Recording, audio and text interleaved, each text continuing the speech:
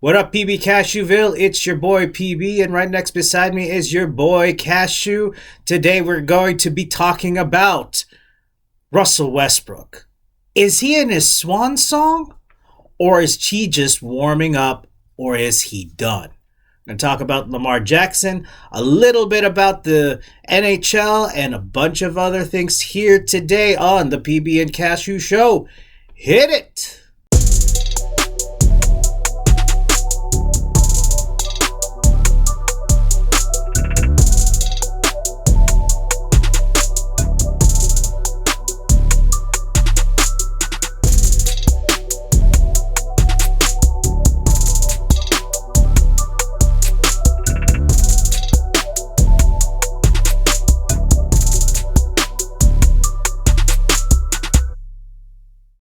What's up, PB Cashewville? It's your boy Cashew, and right beside me is your boy PB. And how are you doing this week, PB? I did something that's kind of crazy. What did you do? I Okay. mean, I see that you have a harmonica over here. I did find a harmonica. Look at that, guys. It's a harmonica. We have another guest today. Mr. Harmonica is our guest today.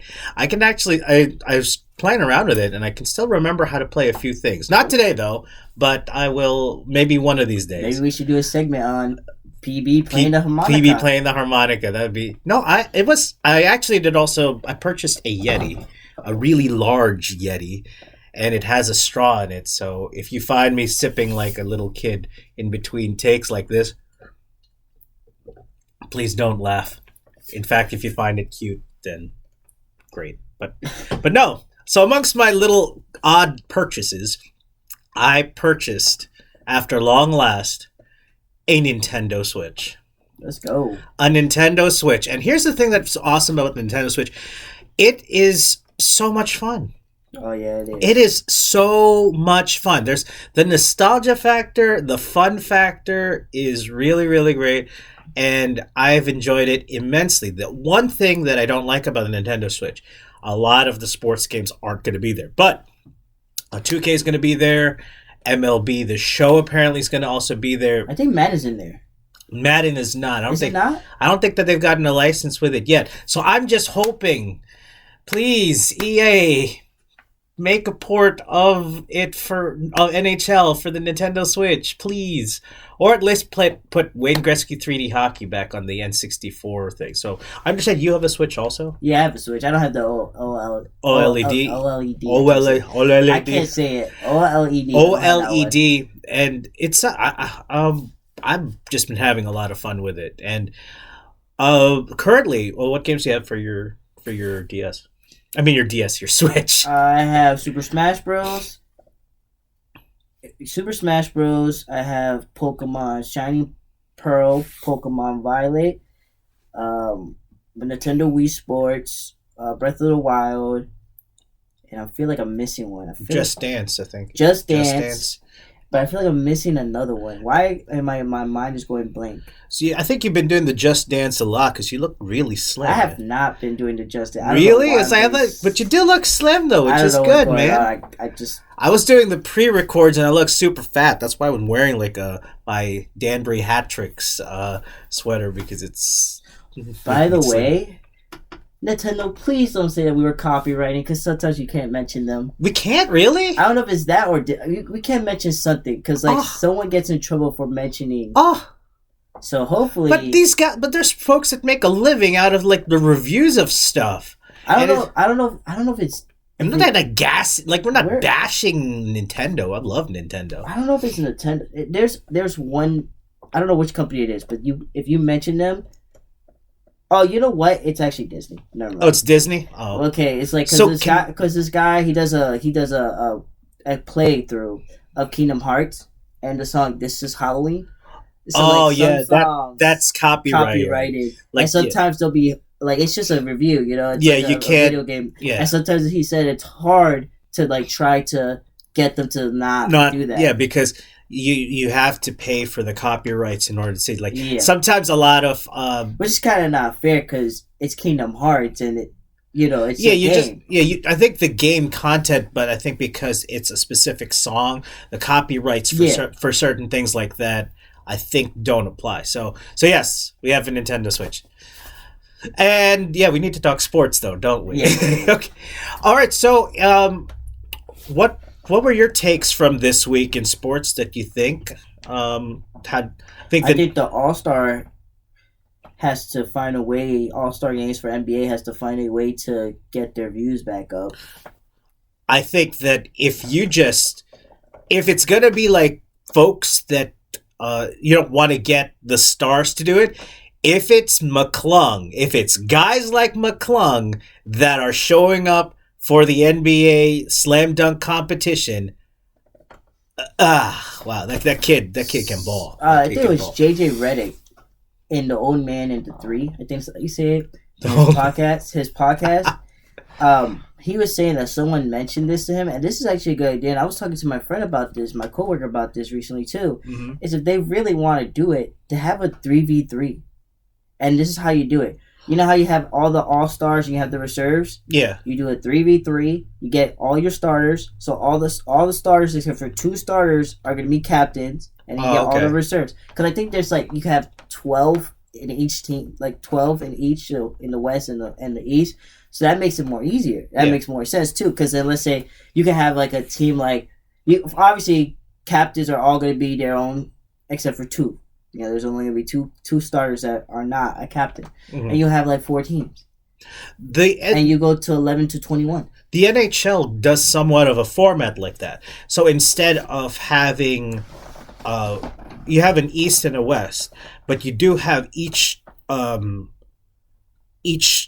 conference has their own like divisions. So each division has like a sub team, so to speak, and they play each other, and it's a tournament. It makes it a lot more exciting. Yeah, it's gonna be a tournament, and not only that, it's gonna make you realize that we had to at least play some defense. You know, we had to be competitive if we want to be sure that we're like a really good team. You know, so like LeBron, like let's say LeBron's always gonna probably be an all-star and a captain. So have LeBron, Giannis, KD, Curry, whoever you can put as captains, and then, like I said, only 2 starters are not going to be captains. Okay, yeah, and then all the reserves, boom, you can put them in a team.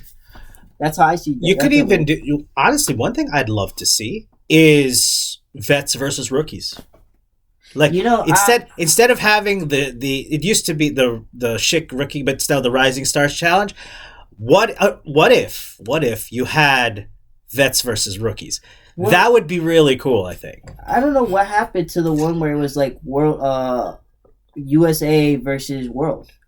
They also had that idea They also had that before. Now they don't have it no more, And it's just like, I think me personally, and this is me being honest, if you wanted to make it more competitive, if you want people to like grab their attention, maybe the 3v3 will be a good one. I think maybe a 1v1 tournament will be also good too. Maybe you could do both of them at the same time, but in a 1v1 you could do like the Rooks. This would probably nobody would be for this, but I did post it, propose it to some folks. What if they did slam ball? Now, do you know what slam ball is? I'm trying to think what slam ball is. Okay, I will tell you what slam ball is. Back in the old 2000s, Spike TV used to have this show called Slam Ball, which is basketball, right? But certain spots in the court are trampolines. So if guys would be dunking like it's NBA Jam, it's amazing. It's not going to happen because nobody's going to want to do it because someone's going to get hurt, which you can get seriously hurt playing slam ball, I'm sure.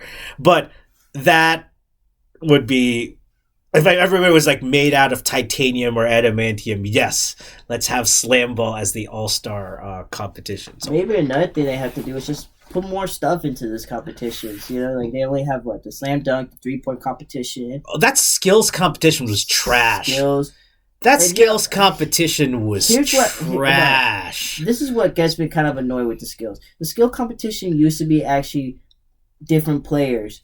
It was I think 5 to 8 players. Now they're doing it like team. Whereas Team Giannis is always going to be in the skill competition. I don't know why. Then it's like whatever team is hosting it. So Team Jazz was that way. And then Team Brooks, which I feel like just go back to the regular format where it's just one person, right? like because remember Kristaps Porzingis won that skill challenge. That made it more interesting and more fun. You had two people go head to head, not a team. I don't know, a team. I don't know. I thought it was like And not only that, it's like I said, if I'm only gonna see Giannis Antetokounmpo's, and no one else get opportunity, that's not fun. I feel like it's just like, oh well, we're just gonna try to get them a trophy. Right. But they didn't win. They didn't win. It was Team Jazz that won. Yeah. But I'm just saying, like, I don't know. It's just. I think with that same format, then do a 3v3. Like that should be an interesting. Instead of doing a skills challenge, you just get 3 people and you play like. Oh, do a 1v1 at the time. All I'm just saying is like they have to find a way to add a little bit more competition to it. Because don't get me wrong, 3-point competition is fun. 3-point competition was great. The dunk competition, the problem is no stars want to do it. But as I said, it doesn't matter if like no stars want to do it. If you're gonna get somebody that's a showstopper. That's a showstopper, and Mac McClung was. I'll watch it's back again. It's back again because last one I was like, when I watched it, I was like, that's the best slam dunk competition that I've seen in years. Well, probably with the exception of Zach LaVine, Aaron Gordon. That was amazing. Like this was Aaron Gordon doesn't want to do it again. Zach LaVine doesn't want to do it again. Ja Morant doesn't want to. Zion said he doesn't. I don't know why Zion didn't do it. Zion would have been hurt. Oh. Remember, he's hurt. Zion is hurt. But Zion hurt. Zion said he would mind doing it. LeBron never done it. Like, and so like you got these guys who can actually dunk, and it's like they didn't ask Toppin to do it again, which I was pretty shocked, honestly. Yeah, they didn't ask Toppin. Hey, I don't know. But I just feel like, and like there's just more people that just don't want to do it, and it's just I don't know why. Anthony Edwards. Anthony Edwards could dunk it. I don't see him trying to do it. I don't know why they didn't do it because there's so much. It's so much fun. It's so much creativity, and plus you're gonna do it in the All-Star competition anyway. But like it's a tradition, and it should be something that's so cool to do. But I don't know why they don't do it. Actually, you know what? We always forget that. I forgot this. Donovan Mitchell was in the dunk competition. Really? Yeah, he won. I forgot all about that. Donovan Mitchell. Mitchell. I don't know if it was his rookie year or his sophomore year. He was in the dunk competition. He won it. I always forget that. I always get reminded every time I watch the All-Star game. I also have still remembered when like Nate Robinson won it twice in a row. Oh, he did. He won it 3 times. 3 times? Oh, sheesh. Yeah, he won it 3 times. What an accolade. 3 times with the Knicks. All with the Knicks. I still don't. I didn't get those green and orange jerseys though. That just didn't make any sense. Anyways, the Knicks. What are your 2 cents on the Knicks right now? Oh, I love them. I love how they're playing. You know, I love that. You know, we were down by 19 yesterday and we came back. Mm-hmm. You know, and I feel like I'm gonna say it. Kyle Kuzma made a mistake and Julius Randle got kind of upset about it. He's like, you know what? I'm gonna show this guy how to ball. One thing I liked about Kyle Kuzma, because I'm a big Kyle Kuzma fan, and I agree with you when we were talking about how he needs to find his place. I think he's finally found his place in. He found his place in Washington. There in Washington, I think he's really good. Him and Bradley Beal are going to be doing really well together. That's if Bradley Beal can stay healthy. Yeah. You know, actually, hold on. I want to ask you this question. Ask away. Because I asked Zach yesterday. When can we consider Julius Randle a star? I think he already is. I think he is. What grinds my gears? Yeah, I'm going to say what grinds my gears. What gets me upset is I'm tired of hearing these sports analysts say that the Knicks don't have a star. But yet, when you hear them, they say, but like the Pacers, Tyrese Halliburton is a star. Bradley Beal, who's always hurt, is a star. So let me ask, why isn't Randle considered a star? Or Jalen Brunson. Why are they not considered stars? Why is Jalen... the Knicks at least have 2 stars right now. 3 if R.J. Barrett can remember how to shoot the ball consistently. But you have at least 2 like stars on that team. But it's no love for the Knicks, man. That's just how it is. I said, he's been a 2-time All-Star. Bradley Beal's been a 3-time All-Star. Sabonis, they consider sometimes a star. He's a 3-time star. De'Aaron Fox, who I love, He's considered a star. He's been first time All Star right this year. I think that maybe the reason why they don't mention it, this is just my thing. I think the reason why they don't mention it is because it's already assumed. And the numbers don't lie. But that's the thing. And you just look at how Julius Randle's been playing. But they don't consider them as a star. If you look at it, they always say the Knicks they don't have no stars. They need a superstar. They have no stars. Here's my thing. They're not superstars. They're not superstars, which is fine. But which is fine. When can we consider Julius Randle a star? I think he is. Like, you don't screw with the press. He is. He's showing the numbers. He's showing the leadership. He's got the heart and the hustle for it. And he's carrying the team on his back. Jalen Brunson's doing the same thing. Henceforth, he's a star. So you know what? I don't care what anybody else is saying. Just look at the numbers and look at the production. He's a star. End of story. Next topic. That's what I'm saying. Like, because he's a 2-time All-Star. Like, you gotta consider that. Most improved player. He's carrying this team on his back with Jalen Brunson. So I'm like, come on. You don't want to give him his credit? Fine. I don't care. But you'll just look at how he plays and look at what he's doing and look at the 46 he dropped yesterday and tell me that guy's not a star. Not only that, he's averaging right now 25.1 points per game. And he has like 10.8 or something like that rebounds. And you know what? There's not that many superstars, like that many power forwards or centers that's averaging 25, 10, and like 4 or 5. And I think there's like a couple. I mean, the one thing that I guess, if I were to nitpick, I haven't done that in a long time. I forgot about that until now. Nitpick. The thing that I think, if you were to nitpick Julius Randle, because it's my observation too, there's some moments where I think he just tries too hard. That's the thing. And when you've got a clear lane, go in, get the two, but he always kicks it out. And on the other hand, which you mentioned, the fact that he wants to get everybody involved, that's cool. That's cool. But he causes a good chunk of turnovers sometimes. When you saw it yesterday when he was getting I think he was getting a little bit mad with the team too, because like every time when they'll make a run, they'll make the Wizards come back, and Randall's like trying to make sure they don't, he doesn't want to come back. So when Randall takes over the game, he'll take over the game. Yeah. Like when he's upset and annoyed, he will take over the game. I think that's probably why I think he needs to get motivated to just take over the game. I guess stars will just take over the game, whether they're motivated or not. But the numbers don't lie. The fact that he's doing it for the Knicks and then he's there. He's there. He's a leader. If we were to be someone team captain, he's team captain. And he hasn't missed a game. Consistency. He's always available. So yeah, if there's folks that just want to say, oh, he's a starter but not a star, y'all are bugging. And y'all are bugging. Hopefully today we could take this W against the Pelicans. Hopefully he had a W with the Pelicans. And hopefully Brunson, he had an off game. He had an off game, but he did it in the clutch. I'll be honest, maybe it makes sense he had an off game. Did it in the clutch, so you haven't played in like 9 days, so you're a little rusty. Hopefully he'll be better this game. And hopefully Randall has another monstrous game. Yep, that's what I'm hoping for. Russell Westbrook. 5 teams in his career. A man who could do triple doubles like they're super easy. He was considered Mr. Triple Double, but now he is just a pale shell of himself. He is not the same person he was before.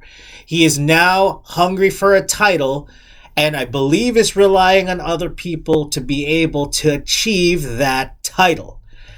And so now he has landed on the Clippers, a team with Paul George, and a team with Kawhi Leonard, both with playoff experience, and Kawhi Leonard has an actual title, or actual titles. But, in my opinion, he is a shade of himself. He's inconsistent with his shots. He's sometimes an ego problem.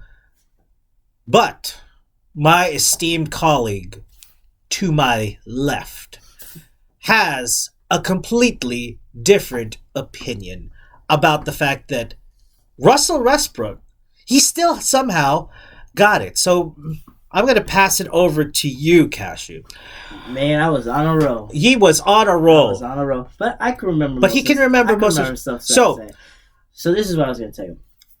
Russell Westbrook is a scapegoat for the media.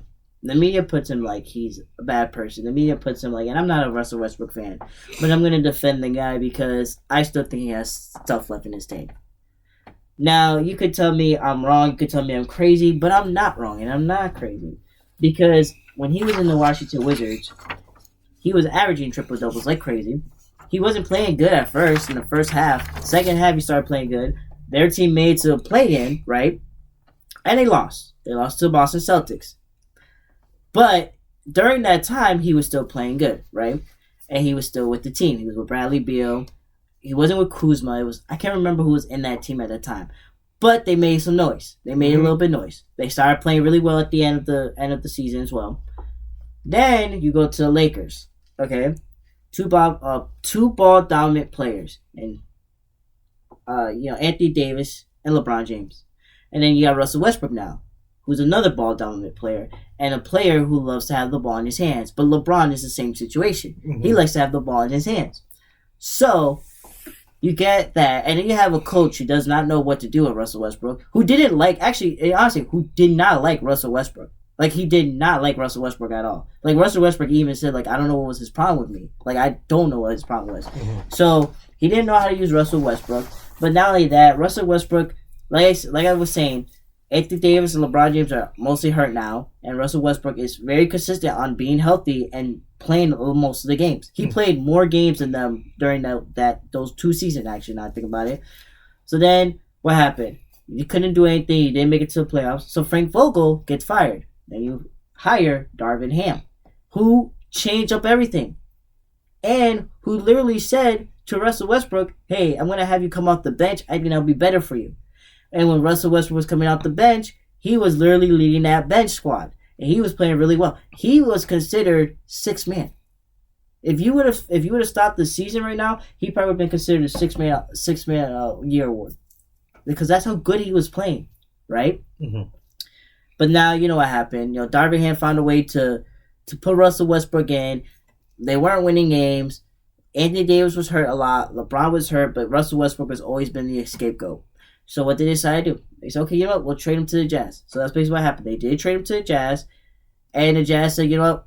I guess you could consider the Jazz a 6th team. Now I think about it. Because he didn't play fully with the Jazz, but he got traded to the Jazz. No, I would say like suited up. That you have stats for that team. Okay. So then he gets buyout. Well, let me say something first of all. I don't like the fact that you said he's trying to chase a ring, which I think he is. When Paul George was the one that talked to him to come to the Clippers, because there was another team that he might have gone to, and that was the Heat.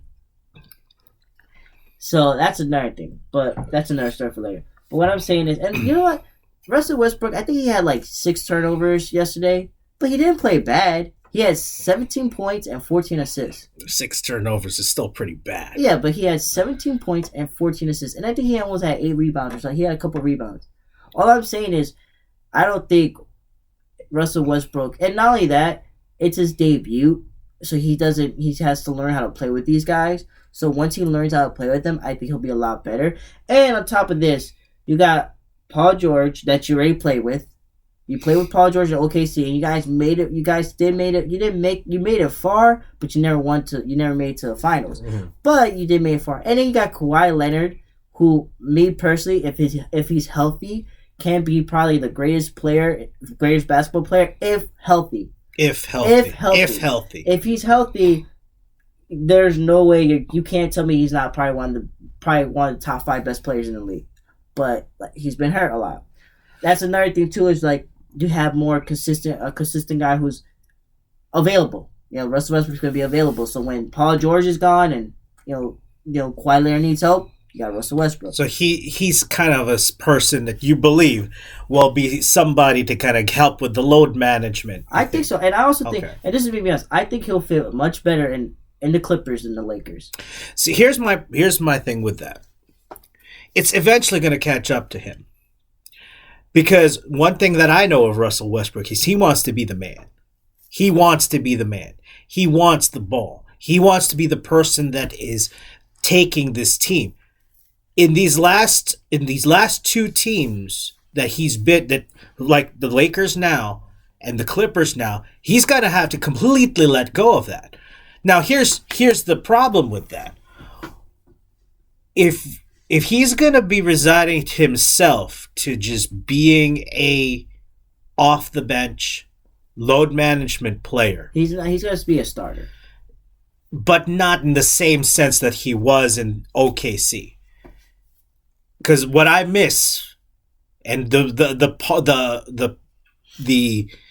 Russell Westbrook that is gone, is that triple double Russell Westbrook. That's gone. But sometimes there's and I think that most teams will need that Russell Westbrook now, but we're getting a shell of that former player now. We're not getting the person that was, my gosh, it was annoying to see how good he was during that stretch. I mean, the stat was that this was in the 2016-2017 season. He averaged a triple-double for the season. Highest in his career, but never seen that ever again. You know why, right? Let me explain to you why. And this is why. When Kevin Durant was in OKC, whose team was it? Kevin Durant's or Russell Westbrook's? Oh, it's Kevin Durant's. Okay.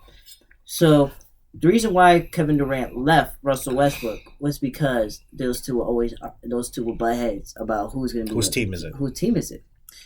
Now, when KD left and Russell Westbrook was in his prime, and when Paul George and Carmelo came, whose team was it? I think it would still been Russell Westbrook. It's Russell Westbrook's team. That's why Russell Westbrook was averaging a triple-double. Because it's his team. Have you noticed this? And I don't know if people really understand this. Have you noticed Russell Westbrook, when he realized it wasn't his team, because the same thing with the Wizards. Whose team is that? It wasn't Russell Westbrook's. It's Bradley Beal's team. Bradley Beal's team, right. Lakers. Whose team is that? That's LeBron's team. Okay. Clippers. Whose team is that? Paul George. No. Kawhi Leonard's team. Okay. So what I'm saying is he's going to realize, he understands that, look, it's not my team. Oh, Houston. Whose team was that? At the time when he went to Houston. It was James Harden's team. Exactly. Okay. So he knows that it's not his team. And honestly, you have Ty Lue, who, and this is because you had Ty Lue, who coached LeBron and coached Kyrie Irving. Think about that. Ty Lue is going to tell him straight up, this is not your team. Like, Ty Lue's going to tell him, this is not your team. You're going to have to adapt to what we do, and that's it. And Russell Westbrook doesn't have to take it. And I think Russell Westbrook will take it because that's what happened with the Lakers. So you think that the old Russell Westbrook, that some problem, I'll give him this. Maybe that Russell Westbrook of 2016, 2017 is somewhere in there. Somewhere. But because of these new systems, that Russell Westbrook can never come out again. He has to learn how to adapt. It's okay.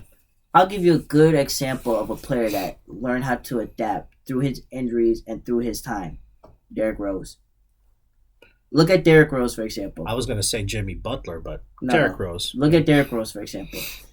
He was the man in Chicago. That was his team. Oh, gosh. His team in Chicago. He got hurt. Even when he got hurt, that was still his team.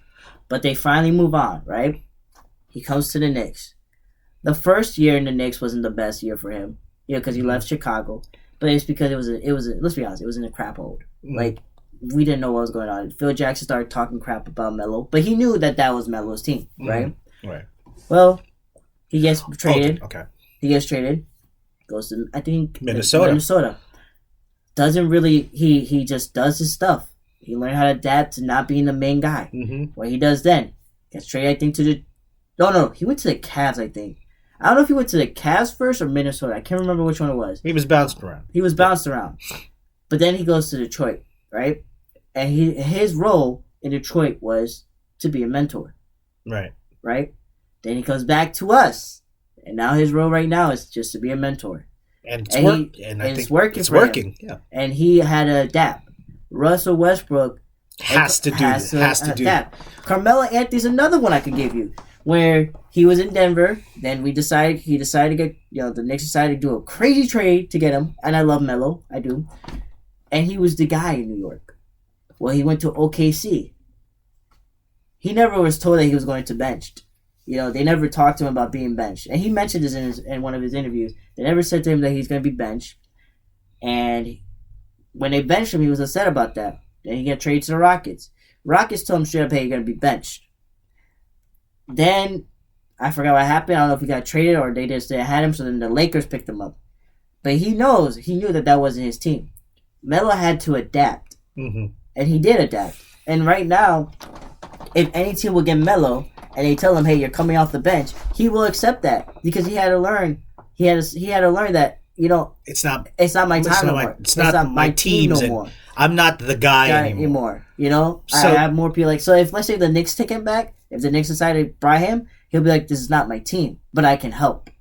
That's literally going to be Russell Westbrook. He has to just realize, it's not my team, but I can help. And I think Russell Westbrook has been doing that through the time periods he's been moved around. Okay. That's how I see it. So the conclusion, I guess, that we can draw from this is that in a way we're both kind of right. Because he is a pale shade of himself, the old Russell Westbrook is done. I mean, you'll probably see some of it. You'll see sparks of it once in a while, but that old Russell Westbrook, in order to survive on the Clippers, has to die, and he has to relinquish and release the desire to be the man. Yeah.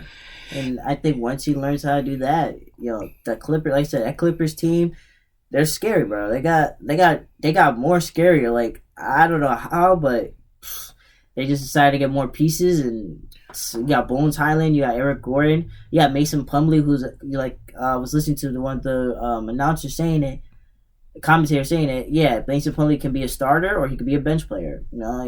He has both those experiences. And it's just, I think the Clippers got a lot better. Just if Kawhi and Paul George can stay healthy, that team could make lots of noise.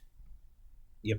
Even though I still think the Warriors are going to make it, but I think so too. And in terms of because you never can count them out, you can never bet against Golden State. Do you think that the Kings will go far in the playoffs? Yeah, I love the Kings right now, bro. Like, the Kings are so underrated, I feel like. Now, let me ask you this question. I know it's not in here. Who will get Coach of the Year? Oh, I don't know. That's a tough one.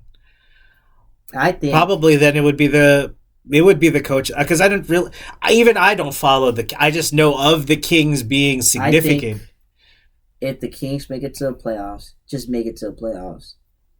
Joe Mazzulla for the Boston Celtics, he's doing phenomenal with the Celtics, but that team was already established. I feel like Mike Budenholzer, he's doing great with the Bucks like always. Monty Williams, yeah, he not really. I messed up. Mike Malone, I think it was, for the Nuggets. You could give him that, but if the Kings make it to the playoffs, I have to give it to Mike Brown, and here's why.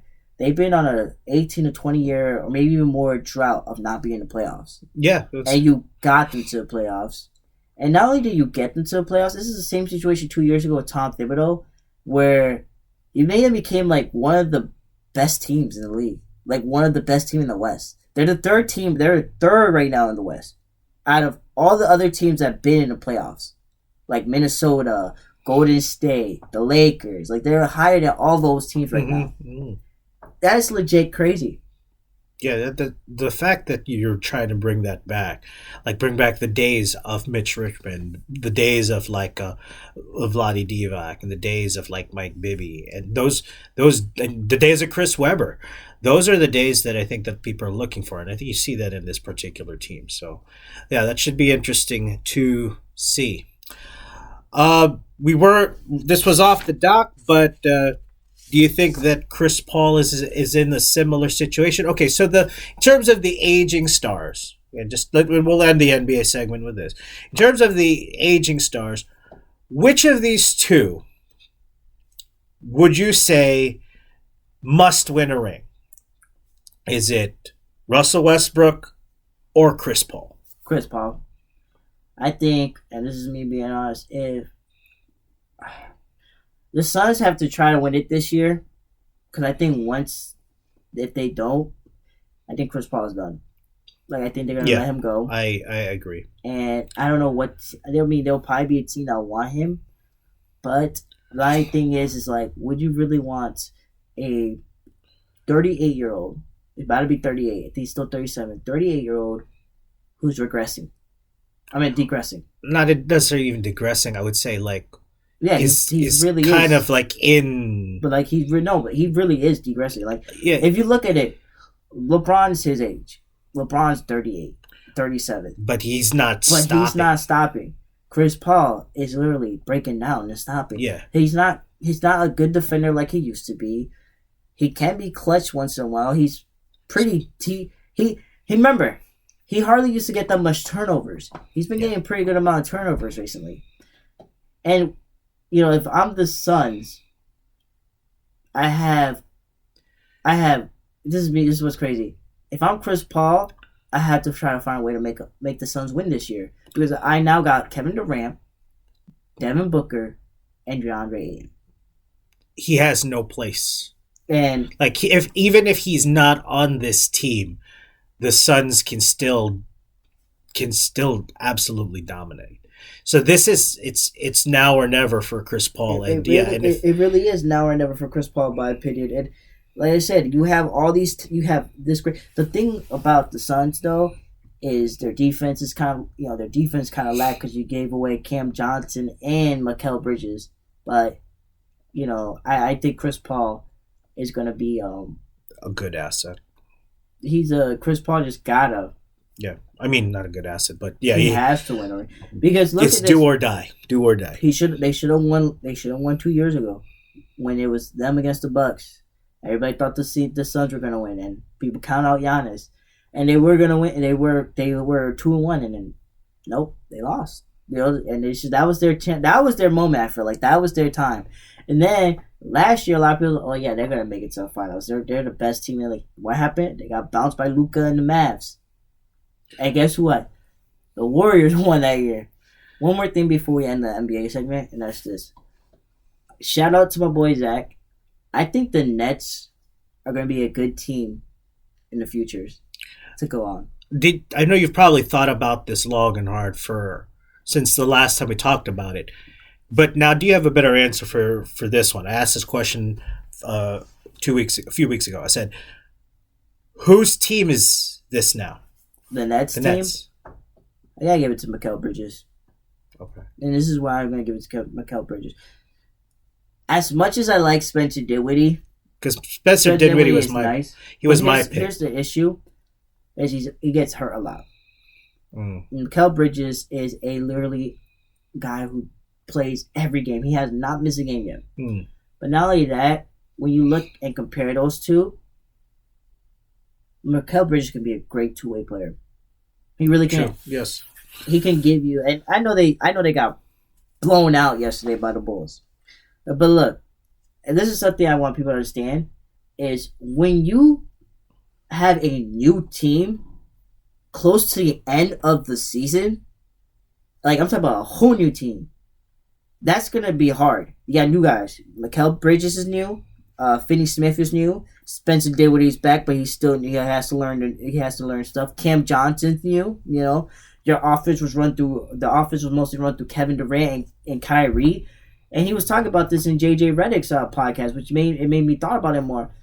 Their offense is a lot different. Like when he went, it was more through Kyrie and KD what their offense was. So he had to talk to his coaches like, "Hey, look, can we do this? Can we change this? Can we do something like this?" So that's something we gotta understand. Is like it's not easy when you go to a new team to learn a new offense right then and there. Right. Well said. So that is it for basketball. I'm just going to chime in on hockey real quick. Get it together, Rangers. Please. Like as we're recording this, it's right now. It's like 3:45 on a Saturday, and I think the last time that I checked them, the score, uh, the Capitals have scored 5 goals to our 1. That's not good. So if Patrick Kane needs to come on this team to spark it up again, I think that's what we need to do. Or Jacob Trouba can just get into a fight, and that's going to solve everything, as it always does. Matt, you need to watch more hockey. Please. Oh, speaking of hockey, I am wearing my Danbury Hat Tricks hoodie. That's the... You know what I found out? You know who Mr. Beast is? Yes. You know he has there's a store of his here? Here in like a... At the ice rink. In the Denver. Yeah, he sells Beast Burgers there. Yeah, I didn't know that until like I didn't go there, but I think it was last week or 2 weeks ago. I was like hungry, and I'm like, wow, I didn't know that they had that. I heard that it's okay. Like the Beast Burgers are okay. All right, closing it up. Another personality that we need to talk about is Lamar Jackson.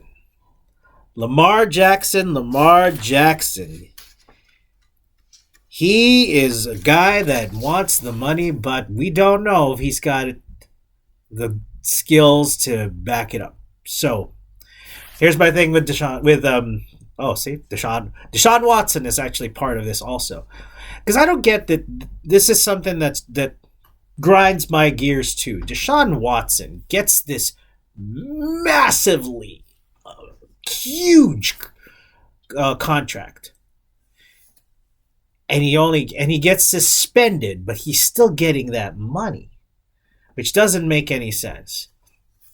Doesn't make sense how this guy has so many problems, sexual harassment, I think it was, or something like that. And he only gets suspended that much, and he still gets paid a lot of money on that particular grounds. Then Lamar Jackson, even just based on his solid moral character, I think would definitely be worth the dollars. But here's my problem with Lamar Jackson.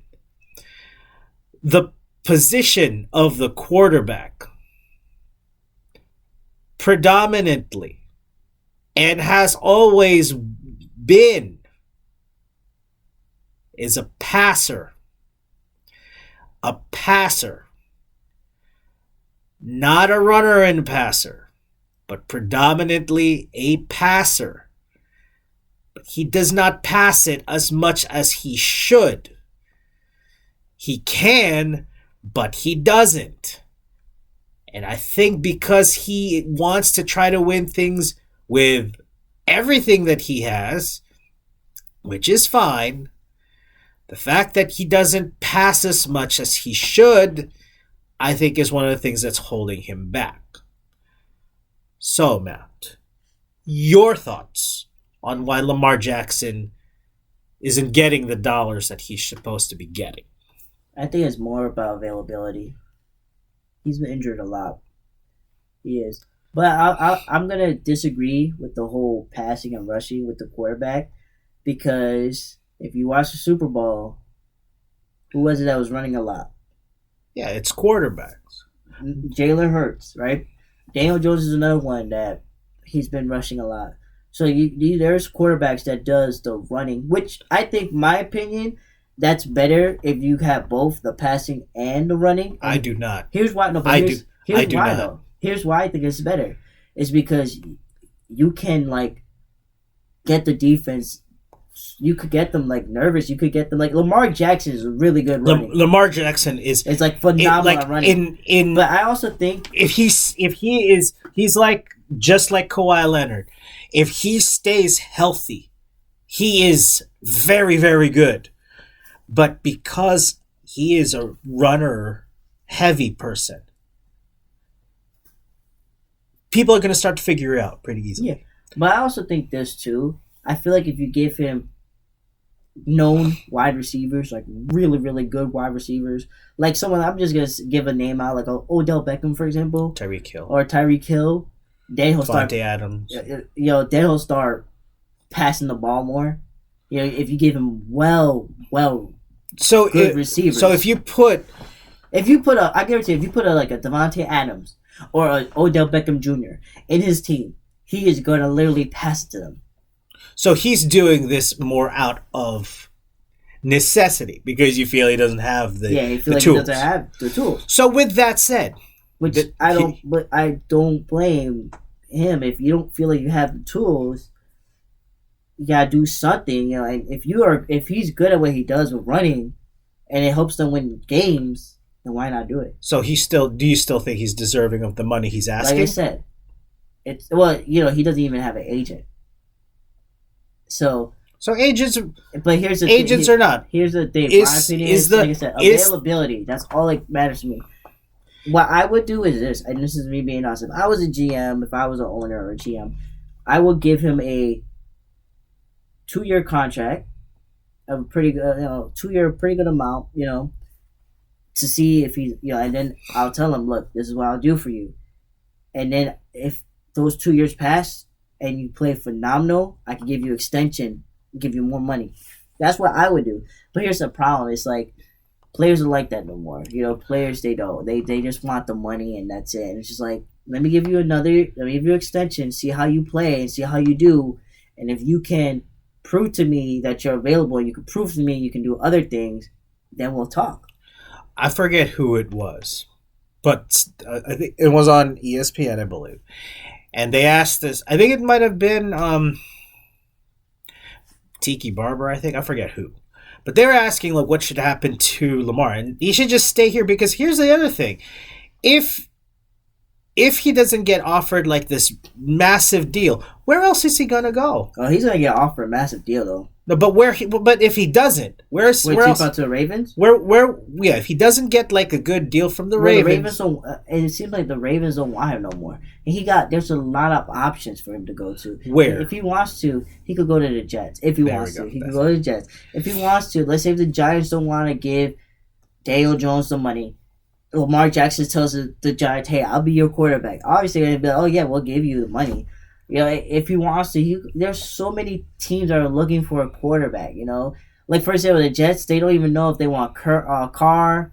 They don't know if they want Aaron Rodgers. They don't know what's going on with that situation. But like, there's just a lot of places that will say, "Oh, we need a quarterback," and the quarterback is a big position in the league for NFL. No, but most of the teams have like a pretty decent Tampa Bay. Okay, that's good. That's true. The Buccaneers, 49ers. If you want to be honest, I know they got Brock Purdy, but let's say they got 3. I mean, they've got Purdy, they got the other guy. Remember, Jimmy G's not going to be there no more. Well, because I know Jimmy G was part of the. He's not going to be there no more. I think he's going to be a free agent. So let's say Lamar Jackson's like, oh yeah, I would like to go to San Francisco. Hey. You know how it's gonna be. They'll probably give him the money for it, and he has guys like Christian McCaffrey. He has players. Houston. You could also go to Houston. Go to Carolina. Raiders. The Raiders. They got Devontae Adams. That's true. That's true. Like, there's so many teams out there that he could go to. So that should be interesting then. So here's the thing with quarterbacks. I think as a running quarterback, you really, really, really, really need to be more durable. And the person who proved that is You say Lamar Jackson? No, it's or Jalen Hurts. It's Patrick Mahomes. But Patrick Mahomes don't really run. He can. But here's the thing, Patrick Mahomes, Josh Allen can do the same thing. But look at how those guys are built. Those guys are built like they can kind of take it. Yeah, and because they're built like that, I think then yes, you can be a running guy. But Lamar Jackson is not. Because as you see, he's hurt all the time. Yeah, he's hurt. He's hurt all the time because why? Because he's relying a lot, and it's like I don't think he has the frame to do it. But here's the thing with Patrick Mahomes and Josh Allen: they have weapons. They have guys. They do. They have weapons. Kelsey for the the the Chiefs. Chiefs. He's really good. They have guys.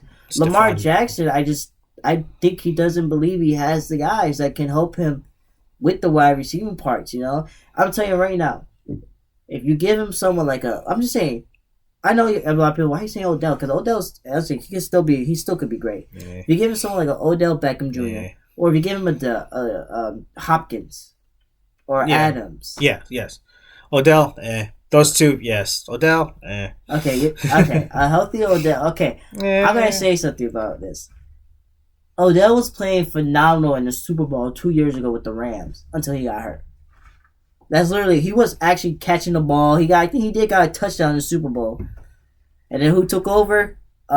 Cooper Cup.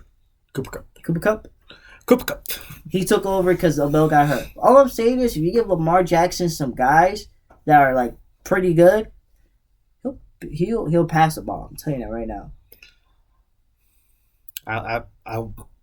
I would like to see that because really because I know he can do it, but I don't know why he doesn't.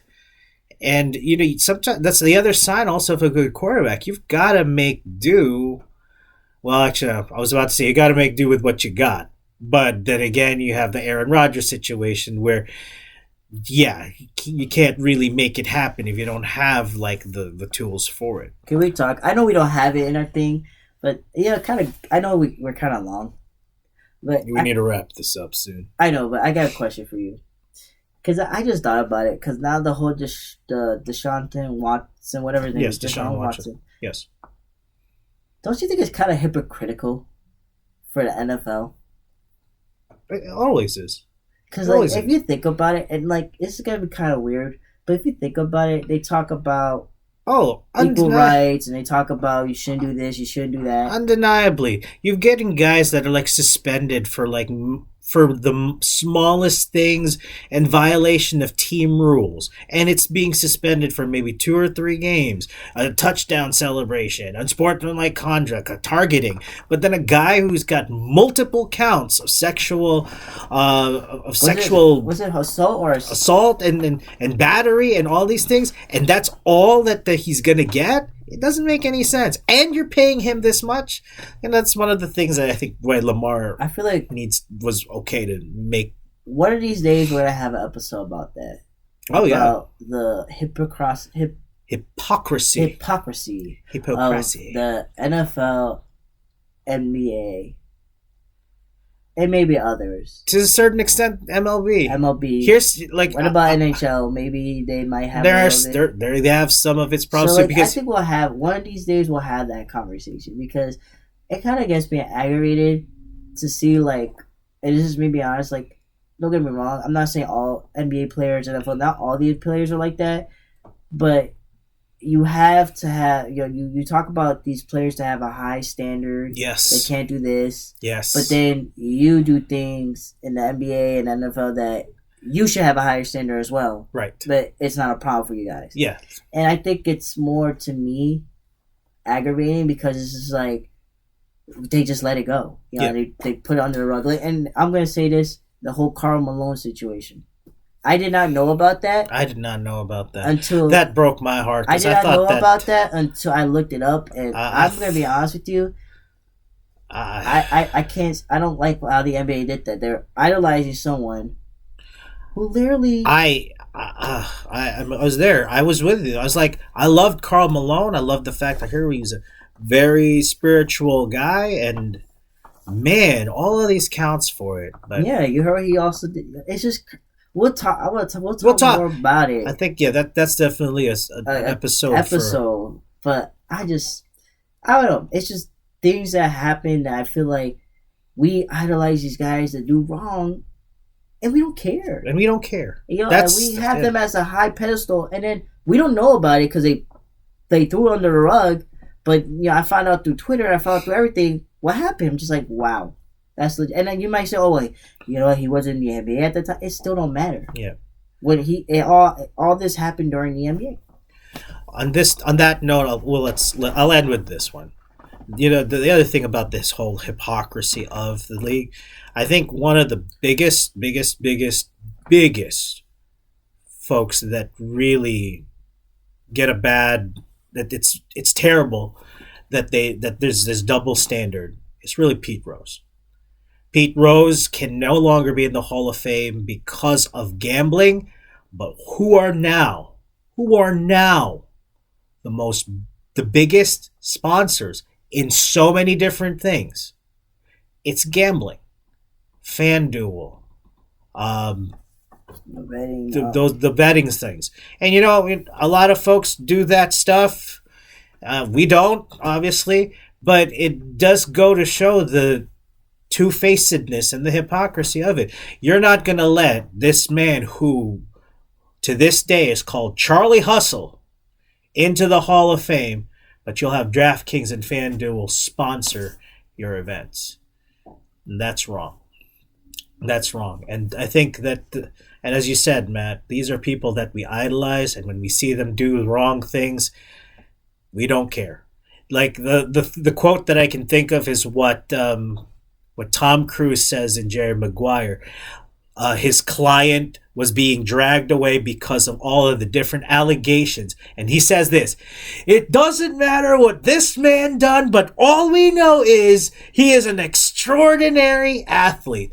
You can be an extraordinary athlete, but you can also be an extraordinary human being. And on that note, as we say every week, we don't know you, but we love you. And there's a God above that does. I'm PB. and I'm Cashew. Peace out, PB Cashewville.